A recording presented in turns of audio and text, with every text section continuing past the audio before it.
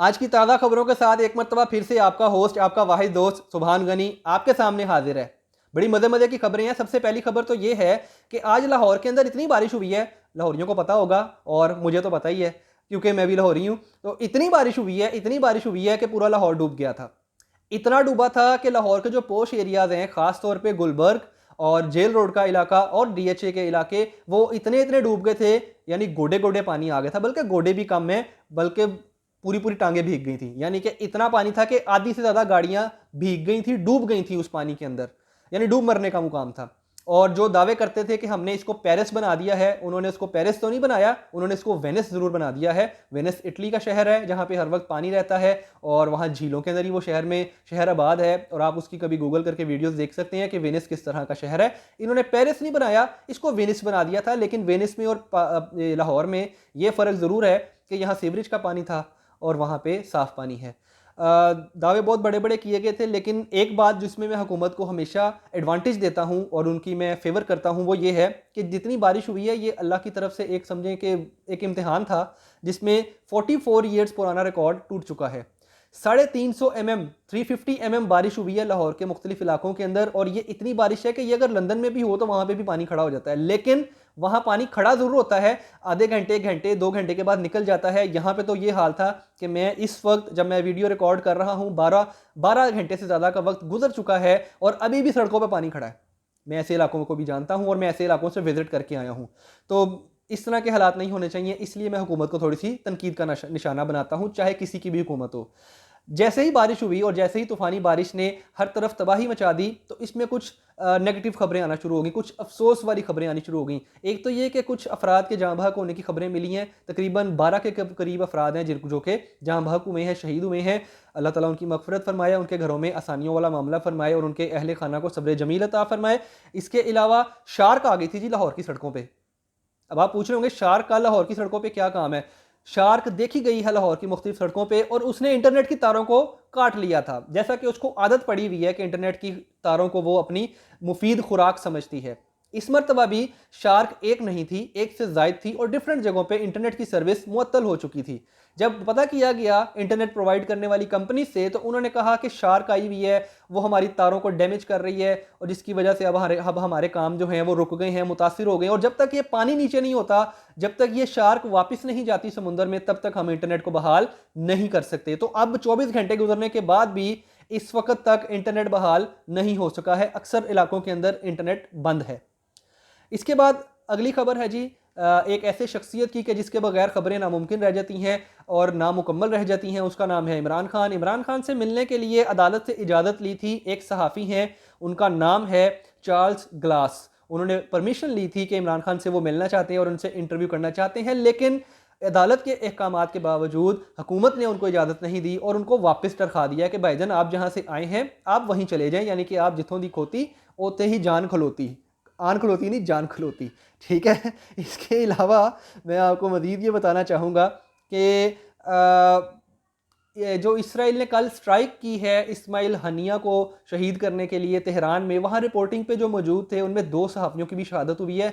हम उनके भी अहले खाना से इजहार ताज़ियत करते हैं। और ईरान से मैं बार बार सवाल करता रहूँगा कि आप कौन हैं, कौन हैं आप। या जैसे वो पूछता है ना पीके मूवी के अंदर के कौन हो पीके, क्या तुम पाशा कमाल तो नहीं, क्या तुम परवेज़ खान तो नहीं। मैं ईरान से पूछना चाहता हूँ, कहीं आप यहूदी एजेंट तो नहीं, कहीं आप इसराइल तो नहीं, कहीं आप इसराइल की बी टीम तो नहीं। चलें इनके सवालों का जवाब आप बाद में ले लेंगे। इसके बाद ही हमारे पाकिस्तान के हालात की बात कर लेते हैं कि मुल्क के अंदर और मुल्क के बाहर कुछ अनासिर पाकिस्तान को डिफ़ॉल्ट कराना चाहते हैं। ये कहना है नायब वज़ीर आज़म और वज़ारत ख़ज़ाना के उम्मीदवार और वज़ारत ख़ज़ाना के सरबरा इसहाक डार साहब। तो इनकी बात में कुछ हद तक सदाकत यकीनन है, क्योंकि वो जिस पोजीशन पे बैठे हैं उनके पास कंप्लीट इन्फॉर्मेशन होगी, तो इनको जो इन्फॉर्मेशन होगी यकीनन वो ठीक होगी। शहबाज शरीफ ने बड़ी अच्छी बात की है। पाकिस्तान के वज़ीर आज़म हैं, नवाज शरीफ साहब के छोटे भाई हैं, सेकंड मरतबा ये वज़ीर आज़म बने हैं। इन्होंने भी अपने भाई की तरह 3 मरतबा वज़ीर आज़म बनने की कसम खा रखी है और माथे पे कलंक का टीका लगा चुके हैं कि मैं 3 बार वज़ीर आज़म ज़रूर बनूंगा। इंशाअल्लाह अल्लाह करे कि ये 3 बार वज़ीर आज़म ज़रूर बन सके। वो कहते हैं कि मैं पाकिस्तान को मिनी चाइना बनाना चाहता हूँ, यानी कि मिनी पैक में चाइना दस्तयाब है, मैं पाकिस्तान को चाइना बनाना चाहता हूँ, मिनी चाइना, यानी कि छोटा सा चाइना बनाना चाहते हैं। पता नहीं क्या इसका मतलब है, मुझे इस बात की समझ नहीं आई। अगर आपको कुछ समझ आई है तो कमेंट्स में आए, ज़रूर बताएं कि इनका कहने का मतलब क्या है, ये कहना क्या चाहते हैं, मुझे क्लियर नहीं हो पा रहा है। नेक्स्ट खबर ये है कि एक वेब सीरीज़ है बरज़ख के नाम से, जिसमें बड़े ही कंट्रोवर्शियल सी ये मूवी बनाई गई है। वेब सीरीज़ है, Z5 पर ये लगेगी और इसमें पाकिस्तानी एक्टर्स ने काम किया है। और इसके अगेंस्ट जो है इस वक्त एक पाकिस्तान में बड़ा भूचाल आया हुआ है, और इसमें सबसे नुमायां आवाज़ जिस शख्सियत की है उनका नाम है मारिया बी। मारिया बी जो डिज़ाइनर हैं, उन्होंने बड़ी सख्ती के साथ और बड़े वाज़ेह अल्फाज के अंदर अपने मौक़िफ़ का इज़हार किया है कि इस तरह की मूवीज़ हमें कहाँ लेके जा रही हैं। बड़े वैलिड सवाल इन्होंने किए हैं। आप इनकी वीडियोस ज़रूर देखिएगा और इनको ज़रूर लाइक कीजिएगा, क्योंकि अगर कोई बंदा पॉजिटिव अंदाज में किसी बात पे, किसी नेगेटिव चीज़ के ऊपर आवाज़ उठा रहा है तो उसका साथ देना हमारा फ़र्ज़ है। मैंने मारिया बी की फेवर में आवाज़ उठा दी है। मारिया बी को चाहिए कि इसको मज़ीद अच्छे तरीके से बयान करें और बार बार इस चीज़ की निशानदही करती रहें कि ये गलत है, ये इस्लामिक पॉइंट ऑफ व्यू से भी गलत है और ये मुआशरती लिहाज से भी गलत है, नाजायज़ है। इवन इसको गोरे पसंद नहीं करते, यूरोप के ममालिक पसंद नहीं करते, तो आप किस तरफ चल पड़े हैं पाकिस्तानियों? तो इस चीज़ को समझें और मारिया बी का साथ दें। इसके बाद है जी हमारे प्यारे खलीलुर रहमान कमर साहब, 2 टके के आदमी, 2 टके की औरत, जिन्होंने ड्रामा लिखा है। ये वो वाले शख्सियत हैं। ये कहते हैं कि मुझे गन पॉइंट पर मजबूर किया गया था कि मैं इस तरह की वीडियो बनवाऊं। वीडियो असल है और जो कर रहा हूं मैं, वो मैं गन पॉइंट की वजह से कर रहा हूं। मुझे वहां कोई गन नजर नहीं आई। अगर आप लोगों ने वो वीडियो देखी है और आप लोगों को कहीं पे गन नजर आई है तो जरा मुझे भी बता दीजिएगा कि यहाँ गन पड़ी हुई थी। लेकिन जितने मज़े और जितने अंदाज के साथ और जिस तरीके के साथ ये उस वीडियो में रंगरलियां मनाते नजर आई हैं ना, वो गन पॉइंट नहीं थी, वो कुछ और ही था। और ये ढिठाई के साथ ये बंदा उसको एक्सेप्ट कर रहा है। इसको चपेड़े पड़नी चाहिए। यानी फाशी करके ऊपर से तुम उसको कहते हो कि मुझे गन पॉइंट पे करवाया। इसके बाद है जी कोला नेक्स्ट के जो मालिक थे, कुछ दिन पहले उनकी वापसी हुई है और अब उनकी जो जनरल मैनेजर हैं, यानी कि जो उनकी कंपनी के जनरल मैनेजर हैं आतिफ अफजल साहब, वो भी खैरियत से घर पहुंच गए हैं। अब ये नहीं पता कि इनको उठाया किसने था, ये नहीं पता इनको वापस कौन छोड़ के गया, ये नहीं पता ये गए कहाँ थे और ये नहीं पता कि ये आए कहाँ से हैं।